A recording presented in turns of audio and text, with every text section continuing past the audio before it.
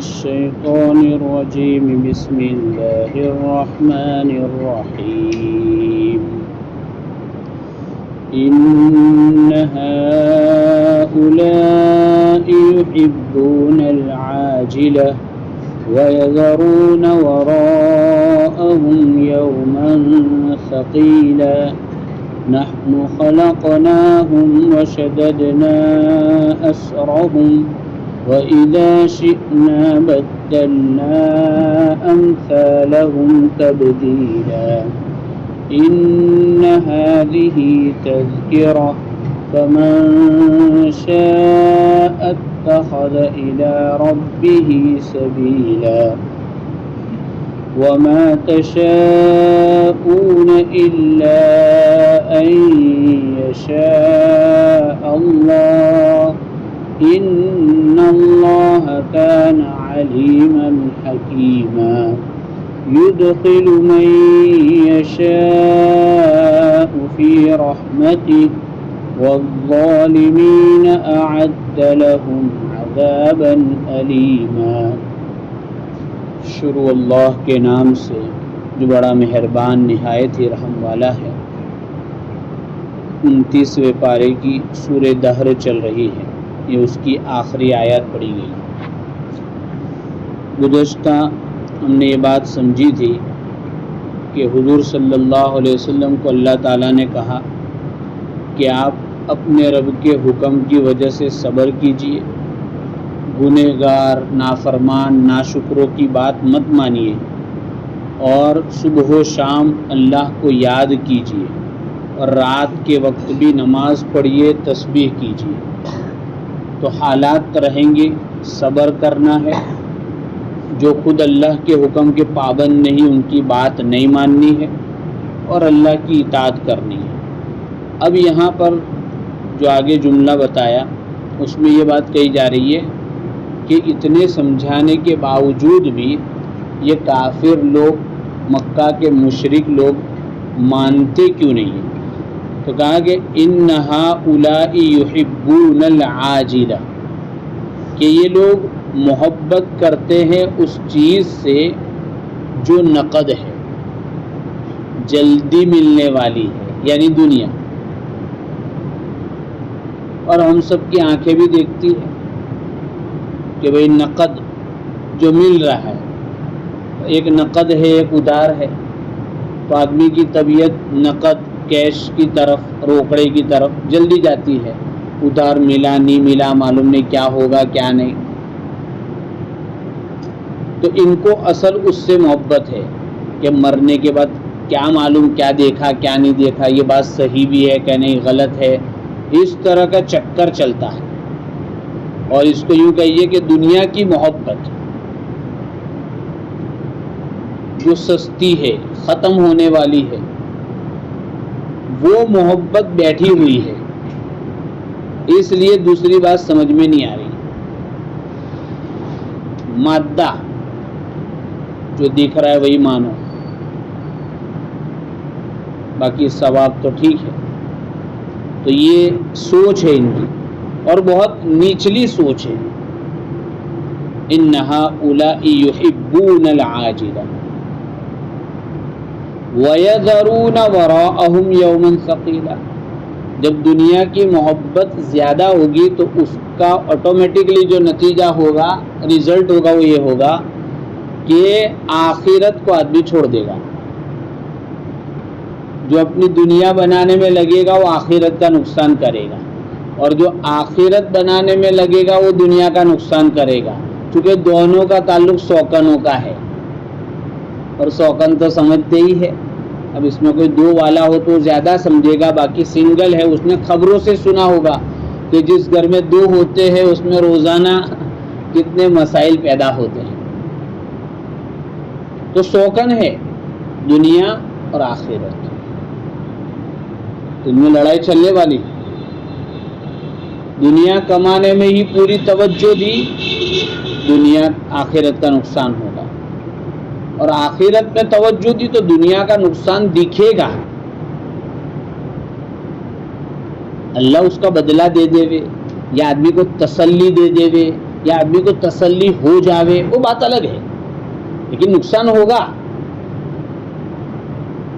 بات سمجھ میں، نقصان ہوگا۔ لیکن اب یہاں عقل مندی کا ثبوت یہ ہے کہ آدمی سوچے کہ بھئی نقصان کون سا زیادہ ہے۔ تو دنیا تو آج نہیں کل ختم ہو جائے گی، اور ہمارے سامنے ہم دیکھ رہے ہیں چھوٹوں کی ختم ہو رہی، اور ہے تب بھی استعمال نہیں کر پا رہے۔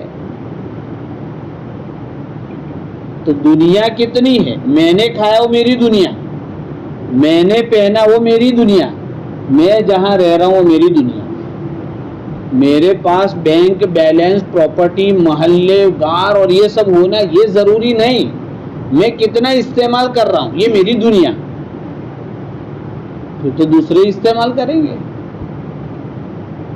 تو اتنی دنیا ہے میری۔ تو آخرت کا نقصان کر دیا آدمی نے، تاکہ اس کے آگے یومن ثقیلا بہت بھاری دن آنے والا ہے اس کو چھوڑ دیا ہے۔ آخرت کا دن، قیامت کا دن، مرنے کے بعد کی زندگی، اس کو دنیا کی محبت کی وجہ سے چھوڑ دیا ہے۔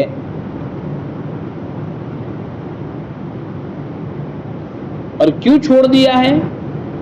یعنی چھوڑنے کی شروع میں وجہ تو یہ ہوئی کہ دنیا کی محبت ہے اس لیے اس کو چھوڑ دو، اور چھوڑنے کے جب ان کو کہتے ہیں کہ ایسا ہوگا ایسا ہوگا ایسا ہوگا، تو کیا کہتے ہیں کہ بھئی آدمی مر گیا،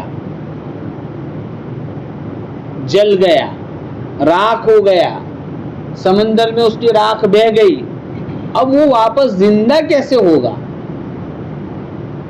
تو اللہ کہہ رہے نحن خلقناہم، ہم نے پہلی مرتبہ ان کو پیدا کیا، وشددنا اسرہم، ان کے ایک ایک جوڑ کو بہت مضبوط جوائنٹ کیا، وَإِذَا شِئْنَا بَدَّلْنَا، جب ہم دوبارہ چاہیں گے امثالہم تبدیلا تو واپس لے آئیں گے ان کو۔ شروع میں ہم نے کیا، بعد میں بھی کر سکتے، کوئی ناممکن اور امپاسبل نہیں ہے کہ ہو ہی نہیں سکتا ہے، کیوں نہیں ہوگا؟ جس اللہ نے پہلی مرتبہ بنایا دوسری مرتبہ بھی بنائے گا، وہ کوئی مشکل نہیں، پہلی مرتبہ بنایا تو دوسری مرتبہ بنانا مشکل ہے۔ یہاں پر مفسرین نے ایک بات لکھی ہے کہ نحن خلقناہم وشددنا اسرہم، کہ ہم نے انسان کو بنایا اس کے جوڑ جوڑ کو ملایا۔ حدیثوں میں آتا ہے کہ انسان کے بدن میں کتنے جوڑ ہے؟ 360، اور ہر روز ہر جوڑ کا صدقہ دینا ضروری۔ اگر ایک ایک روپیہ بھی دے تو کتنے روپے ہوئے ایک دن کے؟ 360۔ اب ہر آدمی 360 دے سکتا ہے؟ مشکل کام ہے، دینے والے اس سے زیادہ بھی دیتے ہیں۔ تو علاج بتا دیا کہ ایک سبحان اللہ پڑھنا ایک صدقہ، ایک الحمدللہ پڑھنا ایک صدقہ، لا الہ الا اللہ کہنا یہ صدقہ، تکلیف کی چیز ہٹا دینا یہ صدقہ، سلام کرنا یہ صدقہ، بیوی کے منہ میں لقمہ رکھنا یہ صدقہ، گھر میں صحیح خرچ کرنا یہ صدقہ۔ اتنی فہرست ہے صدقے کی، آدمی آرام سے، اور چاش کی 2 رکعت پڑھے تو A to Z پورا صدقہ ہو گیا۔ چاش کی رکعت نماز کب پڑھتے بھائی؟ رات کے 3 بجے کے 4 بجے؟ صبح کتنے بجے؟ 9:30 10 بجے یہ ٹائم ہے۔ کتنی رکعت ہے؟ وہی کم سے کم 2 اور اخیر تک 12 رکعت تک، لاسٹ تک۔ اور جو روزانہ 12 رکعت پڑھے اس کے لیے جنت کے بیچوں بیچ بہترین محل ہے۔ اللہ تعالیٰ کہتے ہیں کہ ہم نے انسان کو بنایا، اس کے ایک ایک جوڑ کو مضبوط بنایا۔ وہی نیت کرتے نا سب، وَإِذَا شِئْنَا بَدَّلْنَا أَمْثَالَهُمْ تَبْدِيلًا، ہم جب چاہیں گے تو بدل دیں گے، یعنی دوبارہ ہم اس کو زندگی دے دیں گے، کوئی مشکل نہیں۔ اس کے بعد اخیر میں کہا إِنَّ هَذِهِ تَذْكِرَةٌ، کہ یہ قرآن میں ہم ساری باتیں جو بیان کر رہے ہیں یہ نصیحت کے لیے ہے. کس کے لیے ہے؟ نصیحت. تو اللہ بھی نصیحت کر سکتا ہے, نبی بھی نصیحت کر سکتا ہے, اور نبی کے جو نائب ہے وہ بھی نصیحت اتنا ہی کر سکتے ہیں. کیونکہ ہماری شریعت میں کیا ہے؟ پکڑ دھکڑ, کہ زبردستی لے کے یہ کراؤ یہ کراؤ یہ کراؤ. نہ اپنوں کے ساتھ زبردستی ہے اور نہ دوسروں کے ساتھ.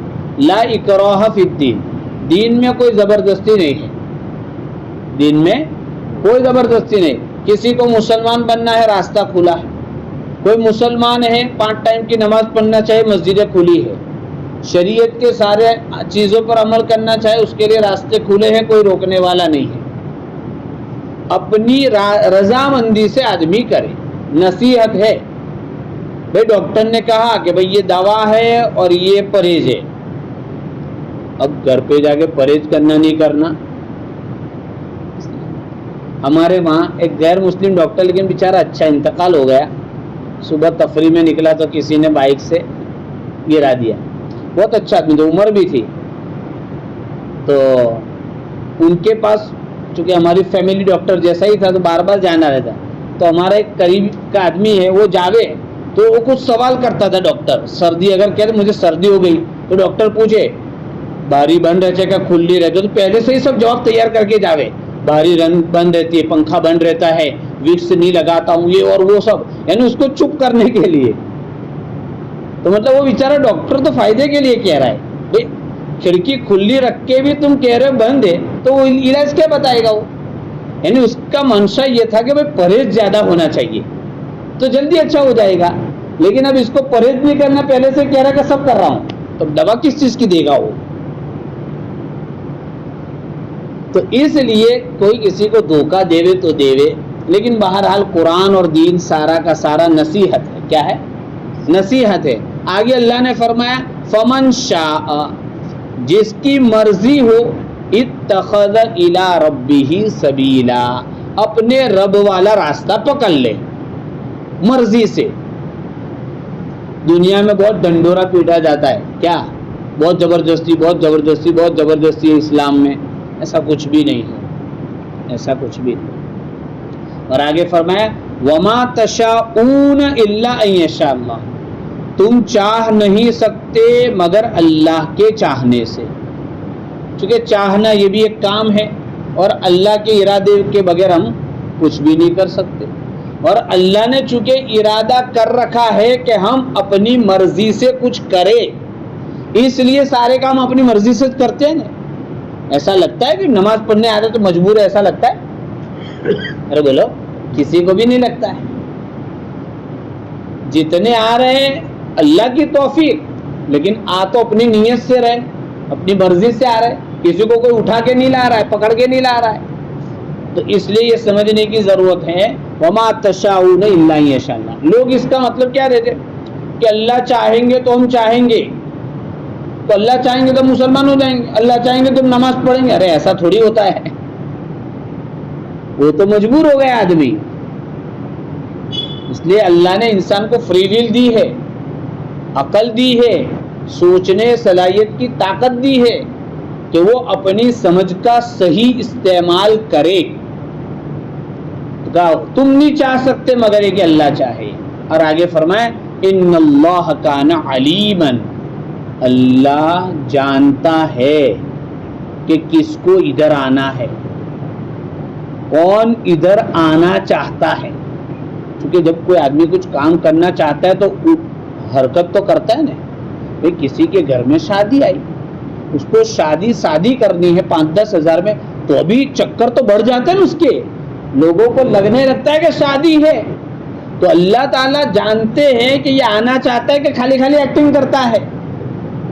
تو اللہ کو معلوم ہے, جس کی نیت ہوتی ہے اور اپنے دل کا سچا ہوتا ہے اللہ راستہ دے دیتا ہے.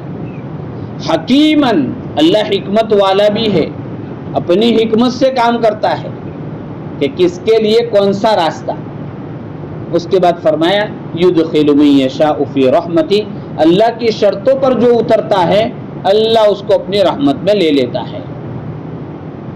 والظالمین, لیکن جو ظالم ہے، یعنی ظالم سے مراد یہاں کافر، اعد لهم عذابا علیما، کہ اللہ نے ان کے لیے دکھ دینے والا عذاب تیار کر رکھا ہے۔ کہ اللہ کی اتنی نعمتیں، اتنے سمجھانے کے باوجود اسی کا کھا کر، اسی کا پی کر، اسی کی بنائی ہوئی کائنات میں رہ کر اسی سے بغاوت، ظاہری بات ہے بغاوت کی ایک ہی سزا ہے، دنیا میں سزائے موت اور آخرت میں دوزخ۔ اللہ تبارک تعالی ہمیں اللہ کا فرما بردار بناوے اور اس کے احکام پر چلنے والا بناوے، باغی بننے سے حفاظت فرماوے۔ سبحان اللہ و بحمدہ، سبحانک اللہم و بحمدک، نشہد ان لا الہ الا انت، نستغفرک۔